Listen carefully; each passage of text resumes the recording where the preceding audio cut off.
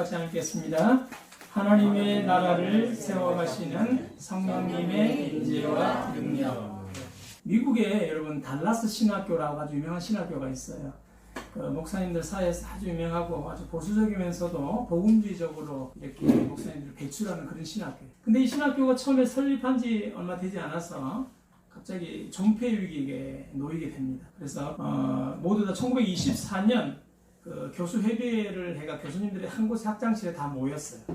그래서 그 셰퍼 박사님, 그 당시 학장이었던 루이스 셰퍼 박사님이 설립을 하면서 함께 우리 교수들과 함께 모여가 기도를 하기 시작했어요. 하나님 이 학교를 좀 지켜주십시오. 하나님께서 이렇게 복음주의 가운데 이 나라를 정말 하나님 세우고 세계 열방 가운데 하나님의 이름을 높이기 위한 학교를 세워주셨는데 이 학교를 꼭 지켜주십시오. 그래서 막 기도하기 시작했어요. 그러다가 이제 교수님 중에 한 분인 사이언 사이드 목사님이 창문 쪽으로 이렇게 탁 바라보는데 마침 그 넓은 들판에 소들이 막 이렇게 막 거니는 것을 보았어요. 하나님께 그걸 보면서 기도를 하기 시작해요. 하나님, 저 소들의 절반을 팔아서 우리 학교를 세우게 해주십시오. 이것이 다 하나님 것 아닙니까? 그런데 사실 그거는 신학교의 소속이 아니라 전혀 신학교하고 상관없는 소들이었어요. 그런데 기도를 그렇게 했어요. 이거 다 하나님 것 아닙니까? 하나님 이거 절반을 팔아서라도 이 학교 좀 세워주십시오. 처음에 들은 사람들은 모르는 사람은 저게 신학교인가 같다 싶었는데 주인이 다른데 주인이었어요. 신학교가 전혀 상관이 없는데 기도를 그렇게 하는데 교수님들이 모여서 막 눈물로 기도하면서 하나님 좀 살려달라고. 학생들은 여러분 신학교는 보통 신학교도 다 마찬가지지만 일반 학교의 한 70% 정도밖에 학비가 안 내요. 그만큼 싸요 신학교는 다른 데 비해서. 이 학교도 굉장히 좀 신학교 학비가 쌌어요. 그래서 이 여러 가지 충당하는 부분에서 학생들도 열악하고 학교도 힘들다 보니까 기도를 하고 있었는데 갑자기 밖에서 누가 비서가 한 명이 막 달려옵니다. 학장님 누가 와서 뭘 전달해 달라고 왔다 갔어요. 그러면서 봉투 하나를 전달을 합니다. 그러면서 이 수표를 전달해 달라고 왔는데요. 한 카우보이 모자를 쓴 사람이 자기가 기도를 아까 뭘 팔게 해달라고 기도했어요. 소를 팔게 해달라고 기도했잖아요. 근데 정말로 이 사람이 이거 소판 가격입니다 하고 들고 오는데 신기하게 그걸 들고 오는데 이 사람이 어떻게 나오냐면 이 카우보이 모자 쓴 사람이 제가 사실은 오늘 2트럭의 소를 팔았습니다. 2트럭의 소를 팔았는데 자기가 원래 그 파는 돈으로 다른 사업에 투자하기 위해서 그걸 팔라고 계획을 다 세웠는데 갑자기 그 계획이 무산이 됐어. 그런데 하나님께 기도하는데 이상하게 이 학교가 눈에 자꾸 발대면서 하나님의 그 성령의 강권적인 마음의 역사가 나를 자꾸 그러니까 떠밀어서 내가 할 수 없이 들고 왔다고. 그러면서 그것을 주고 가더라는 거예요. 그런데 그 학장이 그러면서 누구냐고 들어오라고 그랬더니 벌써 가고 없다는 거예요. 근데 정말 신기하게 그 봉투를 딱 열어서 액수를 보니까 자기들이 다 필요한 돈 정도만 하나님 주신 거예요. 욕심내지 않게 도도 주지도 않고 그리고 다 마음 힘들게 돌도 주지도 않고 딱 그 돈만큼 하나님 주시더라는 거예요. 그러면서 하나님께 감사의 기도를 드렸다는 거예요.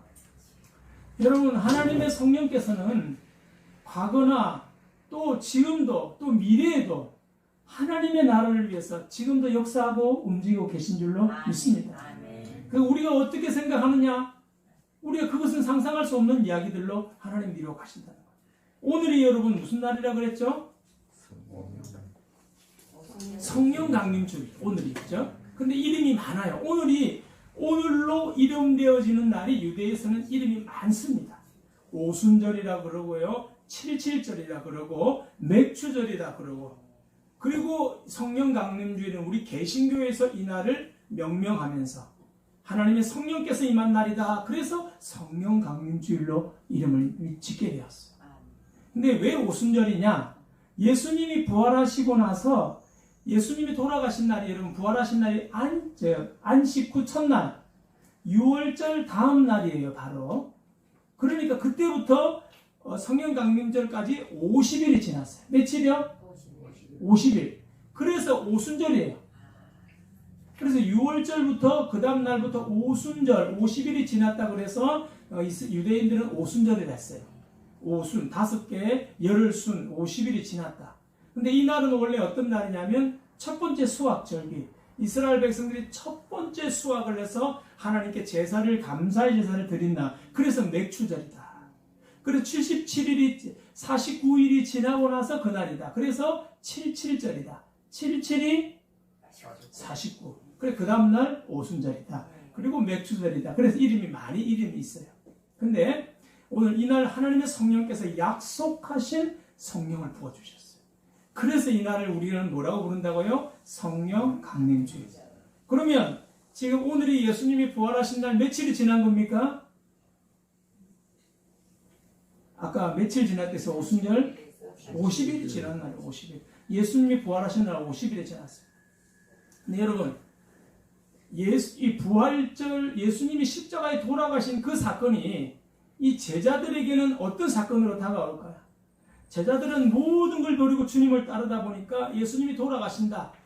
예수님이 그랬어요. 제자들과 같이 훈련하면서 몇 년을 훈련했어요? 제자들과 함께 3년을 먹고 자고 같이 생활했어요. 그러다 보니까 그 하루하루 훈련을 하면서 나중에 예수님이 돌아가실 쯤 되었었는데 내가 언제 죽고 다시 살아나서 너희들과 함께 하겠다 했지만 사실은 그때가 이런 보세요. 예수님에게 제자들에게 그 십자가의 사건은 충격 그 자체였다는 거예요. 가장 믿는 것이 사라진 거예요. 예. 자기가 의지했던 것, 집 버리고 부모 버리고 따랐던 예수님이 죽으셨으니까 자기에게는 아무것도 남는 것이 없을 만큼 충격 그 자체였다는 거예요. 그것이 어디서 드러나느냐? 예수님이 돌아가시거나 제자들이 어떻게 합니까? 다 도망갑니다. 다 도망가요. 하나도 빠지면 다 도망가질 않나. 또 거짓말을 하고, 베드로는 거짓말하고 예수님을 부인하고, 거기다가 여러분 예수님에 대해서 내가 절대 모른다고 막 그냥 강조해서 이야기를 하지 않나. 그리고 모든 제자들이 다 숨어버립니다. 이것이 얼마나 그들에게 충격적인 사건이었는가를 알 수 있어요. 그런데 이 예수님이 죽고 나서 어떤 사건이 일어납니까? 3일 후에 예수님 부활하지 않습니까? 부활하시고 나서 예수님이 며칠간 살아계십니까? 40일간을 살아계십니다. 자, 그럼 여쭤보겠습니다. 예수님의 성령 부활하심이, 성령의 임하심이, 예수님이 부활하시고 나서 며칠 후에 성령이 임하셨다 했어요? 아까 며칠 후에? 며칠 후에? 50일 후에. 그죠? 그러면 부활 후에 예수님이 40일 동안 나타나셨어요. 그러면 예수님이 승천하시고 나서는 며칠 후에 성령이 임하신 거예요? 10일. 그렇죠. 10일 후에. 이해되시죠? 50일 후에 성령이 임했으니까 40일을 빼버리면 10일이에요. 그러니까 11일 후에 성령이 임했던 사건이에요. 근데 예수님이 그랬어요. 며칠 되지 못해서 하나님 약속하신 성령을 줄 것이다. 그렇게 했어요. 근데 그것이 10일일 줄 몰랐어요. 알고 10일을 기다리면 여러분 하루 이틀, 오늘은 5일 남았네, 오늘은 3일 남았네, 내일이 임하겠구나. 하지만 이런 날짜를 모르고 기다리면 그날은 천년 같은 날짜예요. 언제 올지 모르기 때문에. 근데 여러분 승천하고 난 후에 예수님이 부활하시는데요. 예수님이 이런 약속을 행하십니다. 사도행전 1장 8절 한번 읽어보겠습니다. 다 아는 말씀이죠. 오직 성령이 너희에게 임하시면 너희가 권능을 받고 예루살렘과 온 유대와 사마리아와 땅 끝까지 이르러 내 증인이 되리라 하시네요. 지금 보세요. 제자들의 상태가 지금 어느 상태예요? 조금 전에 이야기했지만 큰 충격 가운데요. 도망가고 숨고 저주하고 막 이런 상태예요. 그러니까 지금 말 그대로 다 힘이라고는 빠졌고 얘들이 무엇을 할 거라고는 기대할 수 없는 상황인데 예수님이 하셨던 이야기가 성령이 임하면 여러분 예루살렘 땅뿐 아니라 조금 이야기하는 유대 땅, 그리고 또 사마리아, 버림받았던 사마리아, 그리고 먼 세상 땅 끝까지 내 증인이 되리라. 제자들이 이야기를 듣는데 사실은 이해가 안 됐어요. 이야기가 뭔 이야기를 하는가, 딴 나라 이야기하는가, 딴 세상 이야기하는가 했지만 정말로 이 일이 지금 오늘날 우리가 예배드리는 것이 예루살렘에서 땅 끝입니다. 여러분 얼마나 먼 거리예요. 이것만 보더라도 이 말씀이 그대로 이루어졌다는 걸 우리는 볼 수 있다는 겁니다. 근데 여러분 예수님이 승천 후에 제자들이 예수님의 말씀을 다 기억하고 했던 행동들이 성경에는 제대로 설명하고 있어요. 사도행전 1장 14절에 보니까 제자들이 예수님께서 그랬어요. 야, 떠나지 말고 여기서 기다려라. 몇 날이 못돼 성령을 받으리라. 그랬더니 제자들이 1장 14절에 보세요. 어떻게 합니까? 마음을 같이 하여 어떻게 오로지 기도에 힘쓰더라. 기도만 한 거예요. 모여서. 시간만 나면 모여 기도하는 거예요. 예수님께서 모여서 기도하고 성령 기다리라 그랬더니 계속 기도하는 거예요. 하나님이 약속하신 성령을 주십시오. 오늘 우리 가운데 땅끝까지 복음 전하는 그런 능력 주신다고 했는데 주십시오. 주십시오. 기도만 한 거예요. 그랬더니 사도행전 2장 1절에 보니까 오순절날이 이미 이름에 그들이 어디에 있었더라? 다 같이 한 곳에 모여. 이 마가다락방에서 120명의 사람들이 한 곳에 모여서 기도하고 있었는데 성령이 어떻게 임했는가? 2장 3절에 각 사람 위에 하나씩 임하여 있더니. 여러분, 하나님의 영이 임할 때는 오늘 우리 행복숲교회 가운데 하나님의 영이 임해 주십시오 하면 그냥 이곳에 그냥 구름처럼 하늘 위에 떠 있는 게 아니라 어떻게 임한다고요? 각 사람 위에 한 사람씩 다 임하는 거예요. 하나님께서 일일이 다 성령께서 각 사람이 하나님의 은혜와 예수님을 만나는 건 개인이 만나야 되는 거예요. 예. 그 옆에 내 아내가 믿는다고 내 남편이 믿는다고 덩달아 믿어지는 것도 아니고 각자가 임해야 돼요. 믿음은 각자예요. 각자. 천국에 갈 때도 각자 갈 수 있는 거예요. 근데 여러분, 성령이라는 것이 뭐예요? 성령을 여러분 원어 그대로 파라클레토스라는 단어를 보면 파라는 옆에서 돕는다. 클레토스는 돕는다는 뜻이에요. 옆에서 여러분의 신앙과 여러분의 인생과 여러분의 삶을 도와주기 위해서 누가 오신다고요? 성령이 오신다. 그러니까 예수님께서 내가 떠나는 것이 너희에게 더 유익하다. 왜냐하면 내가 떠나면 늘 너희들 옆에서 항상 같이 할 성령을 하나님 주실 거니까 내가 떠나는 게 더 유익하다. 그랬어요. 그래서 예수님이 계실 때는 여러분 제자들이 예수님 벗어나면 왠지 좀 불안하고 예수님이 계시면 안심이 되고 그랬는데 예수님이 떠나가라 성령이 임하니까 늘 같이 하니까 그러는 게 없어졌어요. 근데 여러분 성령이요 신약에만 임한 게 아니에요. 구약에도 임했어요. 여러분 요즘 매일 묵상하는 가운데 사무엘 상하에 보니까 사무엘이 기름 부었던 두 왕이 있어요. 제일 처음에 1대 왕 누구? 사울왕. 2대 왕 다윗왕. 근데 이들에게도 하나님의 성령이 임했어요. 기름을 하나님께서 사울왕 보고 사무엘에게 사울에게 기름 부으라 하고 기름에 부었더니 오늘 사무엘상 10장 9절 10절에 이런 말씀이 나와. 같이 한번 읽어볼까요? 자, 시작. 그가 사무엘에게서 떠나려고 몸을 돌이킬 때에 하나님이 새 마음을 주셨고 그날 그 징조도 다 응하니라. 이보세요. 새 마음을 하나님께서 기름을 붓고 났더니 새 마음 성령을 주실 때는 하나님께서 이런 마음을 주시는 거예요. 예전에 가졌던 그 마음이 아닌 새로운 마음. 그걸 우리 성경에서는 석자로는 한번 따라해볼까요? 거듭남. 그 다음에 두 자로 줄이면 따라해볼까요? 중생. 이런 말이죠. 이게 다 같은 마음이에요. 이게 성령이 주시는 마음이에요. 새 마음을 이 사울에게 하나님 새로운 마음을 주시는 거예요. 그동안 자기가 가졌던 마음이 아닌 하나님이 주시는 마음. 그리고 10절에 읽어볼까요? 그들이 산에 이를 때에 선지자의 무리가 그를 영접하고 하나님의 영이 사울에게 크게 임함으로 그가 그들 중에서 예언을 하니. 하나님의 영이 임하니까 예언도 한 거예요. 예언도.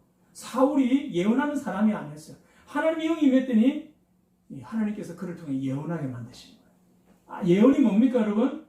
앞일에 대해서 이야기하는 거 아닙니까? 앞에 일어날 일들에 대해서. 사울이 막 예언하더라. 그래서 속담에 사울도 예언하더라. 그런 속담이 왜 나게 됐냐면 사울왕의 믿음이 계속 좋았더라면 그런 말이 안 나왔을 건데 점점 믿음이 이뤄지니까 옛날에 사울왕도 예언했는데 이런 말이 안 좋게 비꼬듯이 이야기가 됐어요. 근데 하나님의 영이 임하면 이런 역사예요. 그런데 그럼 제가 이걸 좀 앞에 어려운 이상한 단단한 말이지만 영어지만 제가 적은 이유가 있어요. 여기 보니까 조금 더 새로운 구체적인 설명을 하고 있어요. 이 킹제임스 버전에 보면 이렇게 나와요. 아까 우리 읽었던 말씀 9절 10절인데 킹제임스 버전의 9절에 보면 하나님이 그에게 또 다른 마음을 줬다는 다른 마음을 another heart라는 다른 마음을 하나님 주셨다는 또 우리 그 9절에 이어지는 말씀이 10절에 보면 하나님의 성령 그러니까 내가 성령이죠. The Spiritual of God가 성령이거든요. 성령이 그들 사이에서 사울이 예언하게 했다.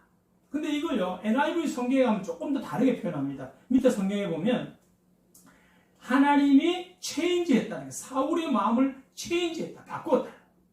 그러니까 인간이 그동안 가지고 있던 마음을 하나님 새롭게 바꾸어 주셨다. 내 마음을 바꾸는 건 누가 바꾸는 거예요? 하나님.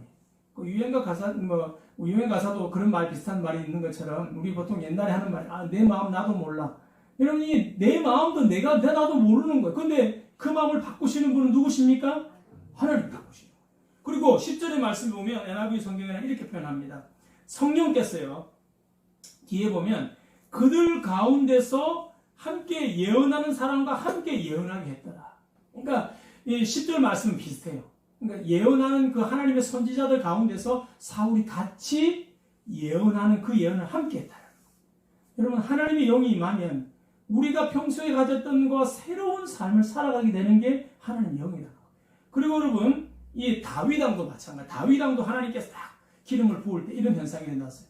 사무엘상 16장 13절 한번 읽어보겠습니다. 시작. 사무엘이 기름 꿀병을 가져다가 그의 형제 중에서 그에게 부었더니 그날 이날 이후로 다윗이 여호와의 영에게 크게 감동되니라. 사무엘이 떠나서 라마로 가니라. 기름은 누가 부었어요? 사무엘이 부었는데 하나님께서 그에게 성령이 임했는데 하나님의 영에 크게 감동됐더라. 사실 한국어 성경에 보면 크게 하나님의 성령이 우리로 말하면 충만했구나 이 정도로 아는데 우리 또 킹제임스 버전에 보면요 그런 말이 나옵니다. 그러니까 이 킹제임스 버전에 보니까 하나님의 성령이요 이 다윗에게 그날로부터 그에게 임하기 시작했다. 하나님의 영이. 그리고 NIV 성경에 보면요 이 그날 하나님의 성령이 다윗에게 큰 힘으로 그에게 큰 능력 가운데 다윗에게 임해요. 여러분, 하나님의 성령으로 이야기할 때는 헬라어로 이런 표현을 씁니다. 제가 적어놓지 않은 따라해 볼까요? 두나미스. 하나님의 성령을요, 이 능력을 보통 이렇게 능력을 이야기하는 두나미스라는 이런 단어를 써요. 아주 힘 있잖아요, 단어도 두나미스. 그러니까 능력으로 아주 큰 파워로 성령께서는 오실 때 이런 단어를 써요.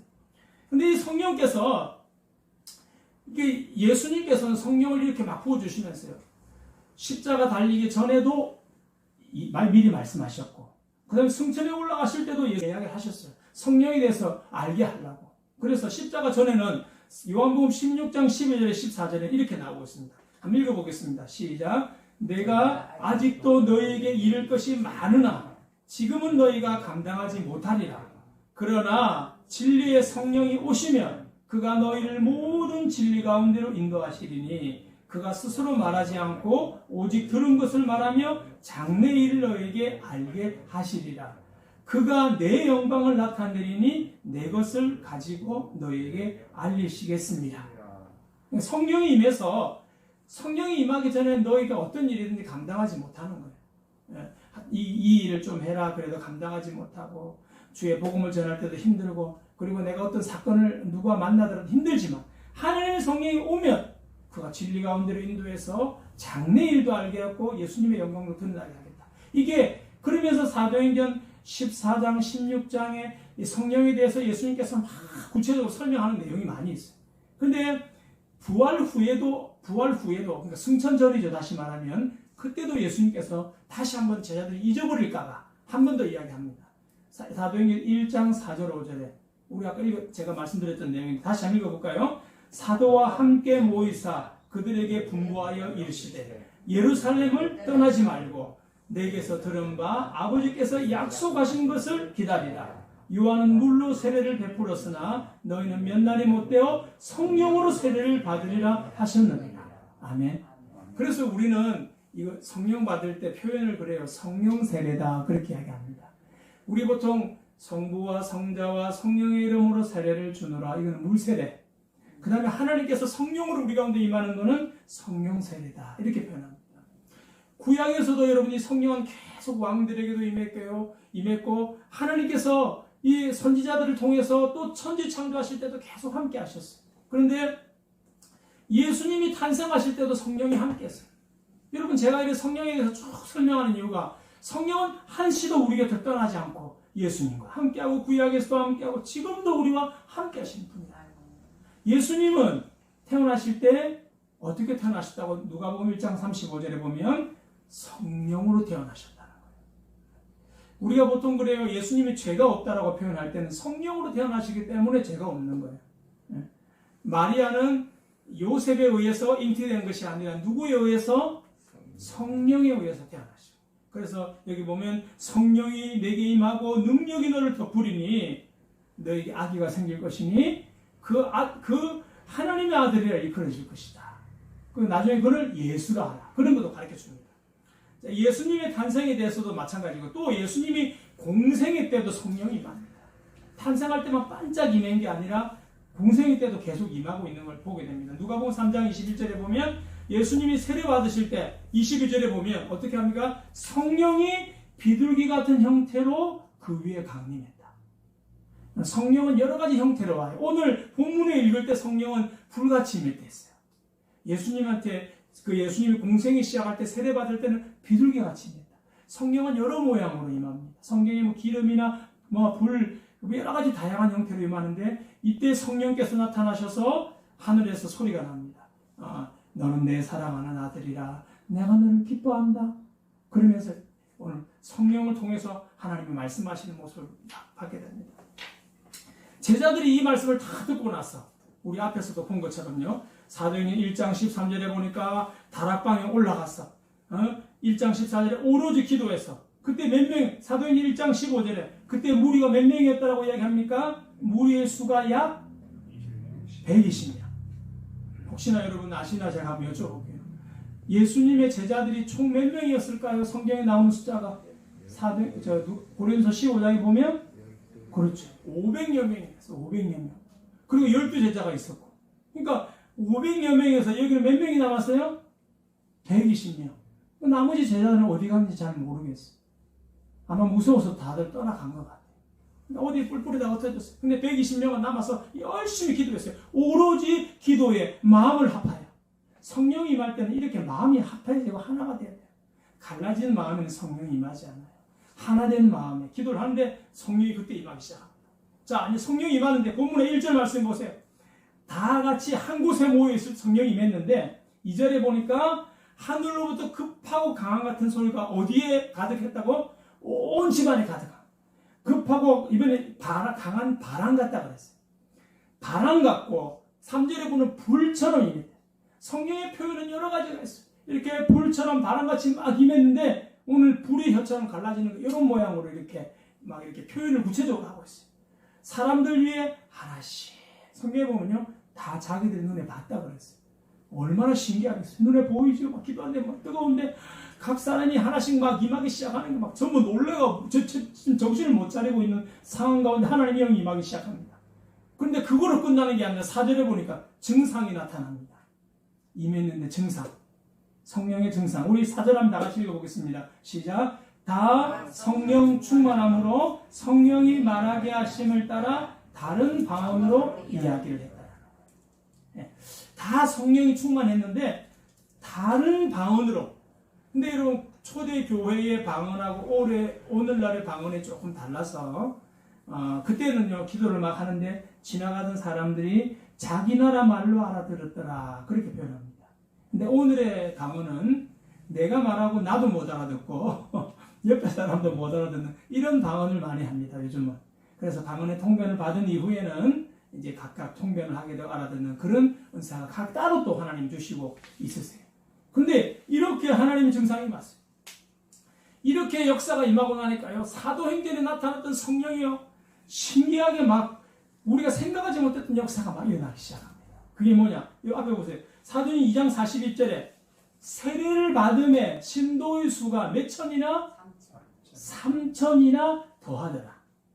자, 그 말은 기존에 있었던 숫자에다가 더하기 몇 명? 3천. 그것도 세례받은 신도의 수가 그만큼이라는 거예요.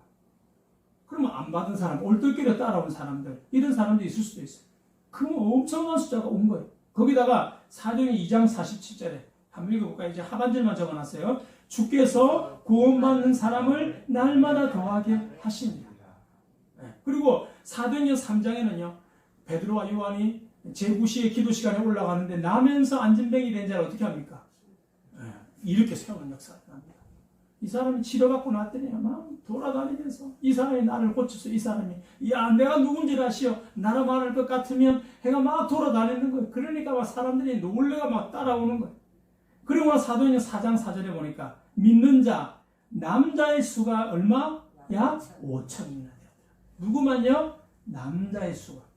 자, 5장 14절에 보면요. 믿고 죽게 나오는 자가 더 많으니 남녀의 큰 무리다.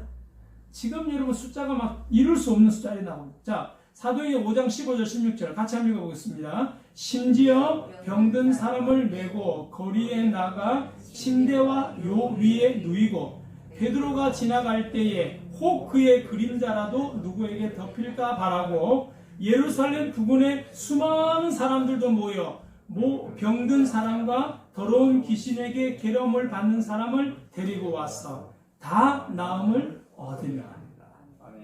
얼마나 여러분 베드로에게 하나님의 영이 임했던지요. 베드로가 지나갈 때 뭐만 지나가도 그림자만 지나가도요 사람들이 나더라. 할렐루야.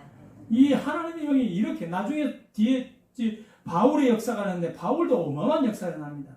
사도행전 6장 7절에 보면 또 이런 표현을 합니다. 하나님의 말씀이 점점 왕성하여 예루살렘에 있는 제자의 수가 더 힘이 많아지고 허다한 누구도요?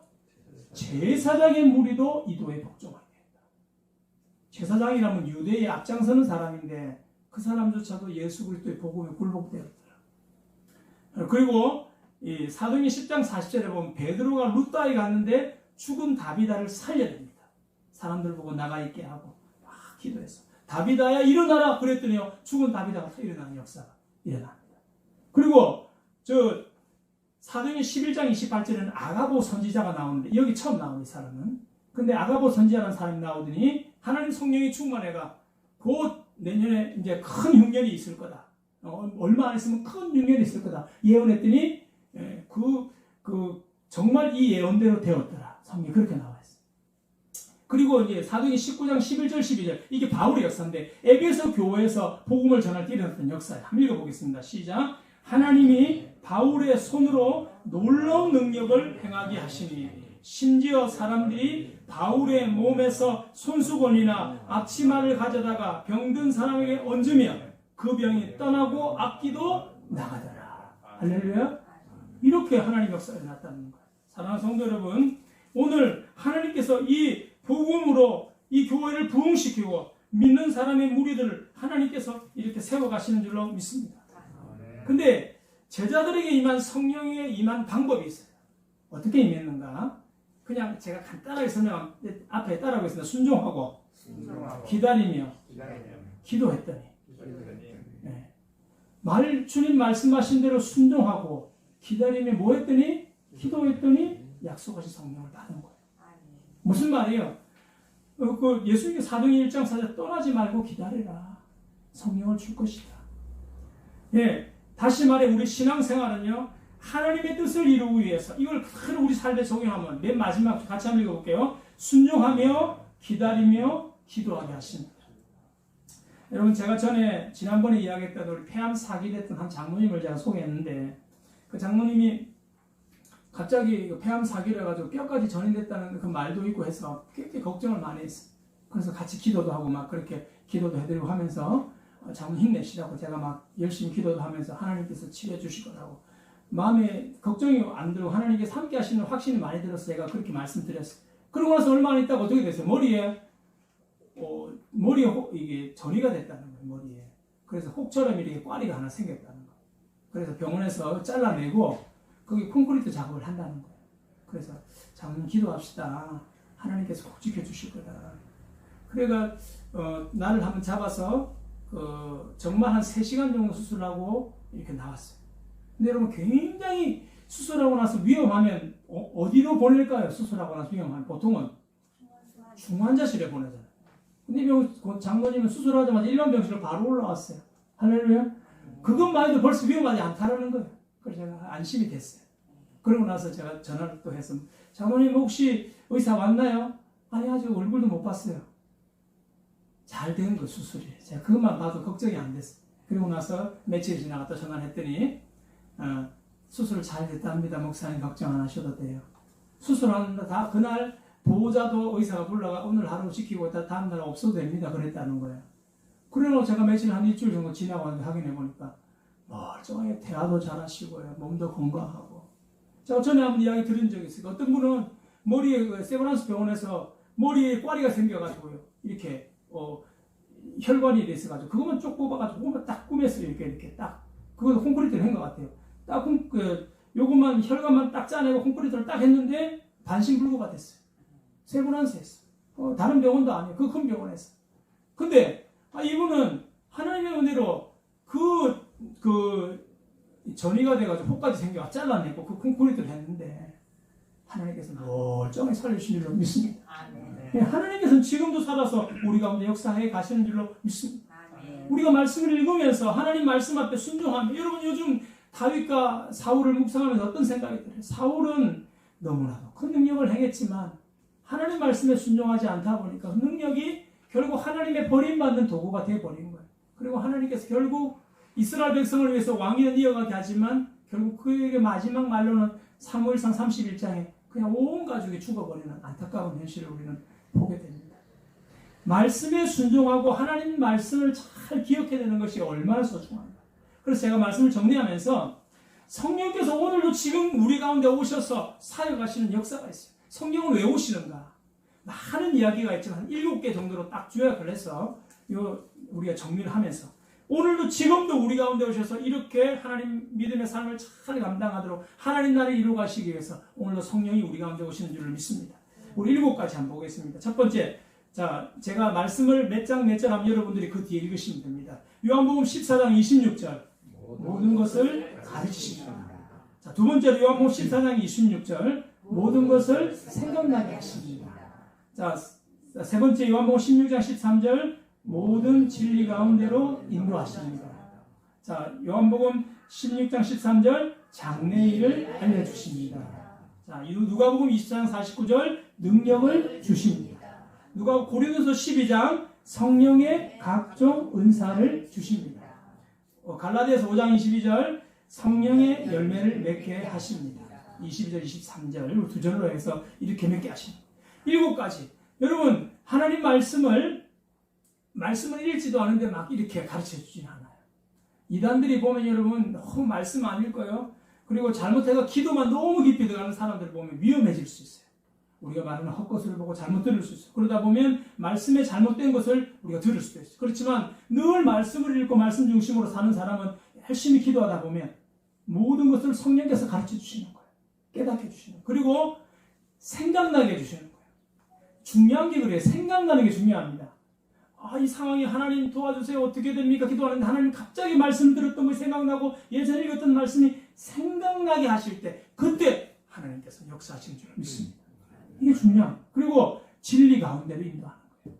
성령께서 여러분이 뭐가 옳은 것인가, 뭐가 잘못된 것인가를 성령께서 이끌어 주시는 거예요. 그리고 장래의 미래도 점집에 가지 않아도 하나님께서 기도 가운데 때로는 꿈으로, 때로는 환상으로, 때로는 믿음의 사람을 통해서 하나님께서 그들을 알려주신다는 거예요. 말씀을 통해서도 그렇고. 그리고 능력도 주시는 거예요. 능력. 그리고 우리가 여러 가지 사도행전 능력 봤잖아요. 그리고 심지어 제가 안 적은 내용 중에 보면 이 빌립 지사는요, 광야에서 복음을 전하다 갑자기 사마리아로 몸이 이렇게 순간이동됐던 그런 현상도 나타나는 것이 성령의 역사였어요. 복음을 전하고 있는데 갑자기 그의 몸이 딱 사마리아에 와 있었던 그런 모습도 나왔습니다. 순간이동했던 그것이 사도행전에 유일하게 한 곳에 나타나긴 했는데 하나님의 역사는 어떻게 능력으로 나타날지 모른다는 거예요. 제가 어떤 목사님이 그런 순간이동 한번 했던 기억도 한번 나는 간증을 통해 하셨던 분도 들었어요. 근데 그게 중요한 게 아니에요. 하나님께서는 어떤 순간에마다 우리 가운데 늘 함께 해주시는 게 제일 중요한 거예요. 그리고 아까 6번째 각종 은사, 믿음의 열매, 그리고 믿음의 은사, 사랑의 은사, 치유의 은사, 여러 가지 은사들이 많아요. 그 은사들 하나님께서 고린도서 12장에 줍니다. 그런데 여러분 더 큰 은사를 사모하라 그러면서 고린도서 13장에 보면 사랑의 은사도 있어요. 사랑의 은사가 제일 큰 은사예요. 네. 그리고 마지막으로 성령의 열매를 맺게 합니다. 이 사람이 성령 받았다 할 때는 증거가 가장 확실한 증거는 열매를 보는 거예요. 성령의 열매가 여러분 몇 가지가 있습니까? 9가지가 있잖아요. 사랑, 희락, 화평, 오래 참음, 자비, 양성, 충성, 온유, 절제. 이 9가지 열매 하나님께서 이것을 우리에게 맺게 하시는 줄로 믿습니다. 여러분 성령을 체험한 제자들은 이제는 죽을 때까지 하나님의 능력 받아서 하나님 나라를 위해서 땅 끝까지 복음 전하도록 쓰임을 받은 줄로 믿습니다. 오늘 여러분에게도 하나님께서 그런 은혜를 주시고 능력 가운데 함께 하실 줄로 믿습니다. 우리가 이 성령 강림주일 하나님의 성령이 오늘 우리 가운데 임하고 어떤 순간에도 여러분 예수님이 제자들을 보고 그랬어요. 성령 받기 전에는 너희들이 걱정할 수밖에 없고 이겨낼 수 없다. 그렇지만 성령 받고 나서는 가능하다. 오늘도 하나님 나라를 확장하기 위해서 우리 가운데 임하시는 성령의 은혜를 누리게 하시고 어떤 어려운 가운데서도 성령께서 나와 함께 하심을 옆에서 도우심으로 하나님의 놀라운 능력과 하나님의 뜻을 이 나라 가운데 또 하나님의 나라로 변화시키기에 부족함이 없는 삶이 되도록 주님 함께하여 주시옵소서. 우리 한번 믿지 않는 우리 자녀들 형제들 있다면 함께해 주시고 모든 믿음의 사람으로 함께 천국에 이르며 이 땅에 하나님 나라가 완성되어 가기에 부족함이 없도록 인도하옵소서. 우리 주님 외치고 통성으로 기도하겠습니다. 주여 사랑이 많으시고 은혜가 충만하신 하나님 아버지, 오늘 성령 강림주일을 맞이하여 오늘 아버지 하나님 제자들에게 임했던 하나님의 성령이 오늘도 우리 가운데 임하게 하시고 예수를 주로 고백하게 하시고 예수 그리스도를 아버지 우리 삶에 모시고 믿음으로 살아가게 하신 하나님, 오늘도 각 사람 가운데 임하셔서 하나님의 놀라운 능력이 우리 삶 가운데 드러나며 나타나며 하나님의 뜻을 행하며 하나님 나라를 우리 믿음의 사람을 통해 드러나고 나타내기에 확장되어 가기에 부족함이 없도록 인도하여 주시옵소서. 특별히 우리 믿지 않는 자녀들 형제들이 있다면 주님께서 그들에게 믿음을 다하여 주셔서 그 마음속에 성령께서 인도하셔서 주의 말씀대로 순종하며 기도하며 하나님 나라를 아버지 확장하며 하나님 나라 가운데 기쁨으로 살아가도록 평안 가운데 인도하여 주시옵소서. 오늘 우리의 두려움과 어려움과 힘든 삶을 하나님께서 지켜주셔서 날마다 복음 안에 믿음 안에 하나님의 영광을 위해 살아가는 주의 자녀들 주의 백성들 되도록 인도하여 주시옵소서. 사랑이 많으신 하나님, 오늘도 죽을 때까지 우리 가운데 인도하시는 그 하나님의 성령의 역사가 오늘 우리 믿음의 행복수교의 모든 권속들을 통해서 하나님 나라가 확장되어지며 믿지 않는 자가 주님 앞으로 돌아오며 하나님의 역사와 아버지 하나님 뜻을 이루어내기에 부족함이 없도록 인도하여 주시옵소서. 우리에게 주신 사명을 믿음 가운데 잘 감당하게 하시고 날마다 성령 충만하여 하나님의 영광을 드러내는 우리 믿음의 모든 권속들 되도록 축복하여 주시옵소서. 지금은 우리 주 예수 그리스도의 은혜와 하나님의 그 크시고 무한하신 사랑과 성령의 감화감동 교통하심의 은혜가 오늘도 하나님 앞에 나와 기도하며 기다리며 순종하는 우리 모든 믿음의 권속들에게 하나님의 큰 능력으로 주님 오실 때까지 믿음 변치 않고 주의 영광을 위해 살아가기를 원하는 우리 모든 신령들 머리 위에, 그리고 이 나라 이 민족과 또 아버지 터지는 모든 선교사님들 위해 지금부터 영원토록 함께 하시기를 축원하옵나이다.